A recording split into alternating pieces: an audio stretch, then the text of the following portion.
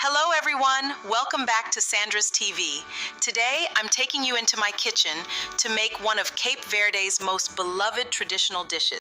Today we're making a delicious hearty cachupa filled with grains, beans, meat, vegetables, and plenty of flavor. Let's get started. Cachupa is more than just food. It is a traditional Cape Verdean dish that brings people and families together, and every family may have its own special way of preparing it. So let's get cooking. I'll show you the important steps from preparing the cachupa ingredients all the way to serving the finished dish.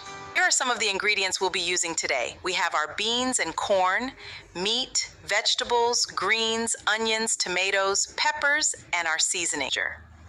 First, we have the main grains and legumes. The beans and corn are an important part of cachupa and give the dish its delicious, hearty texture. For this version, I'm also using meat to add richness and flavor. You can adjust the type of meat according to your preference. Next, we have our greens. Fresh vegetables and greens add flavor, color, and extra goodness to our cachupa. Here are some of the vegetables we'll be adding. Fresh tomatoes, onions, peppers, and other vegetables help create that delicious base. And of course, we need our corn. Corn is one of those ingredients that makes cachupa so special and satisfying. Now for the flavor. We'll use our favorite seasonings to bring everything together and make this pot smell absolutely amazing. Before we begin cooking, let's properly wash and prepare our beans. Give them a good rinse and make sure everything is clean and ready for the pot. Now we can add our prepared beans to the cooking pot. This is where our cachupa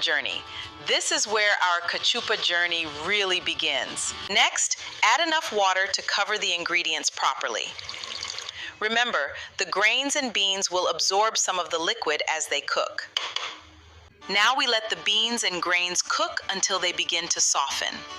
This takes patience, but good cachupa is worth the wait. Once the base has started cooking, it's time to add our meat inside the cooking beans. This will slowly release its flavor into the pot as everything cooks together. Now I'm adding some onion. Onion gives the dish a wonderful aroma and adds another layer of flavor to our cachupa. Next come the tomatoes. They add freshness, color, and a delicious natural richness to the cooking pot cachupa. Now let's add our peppers.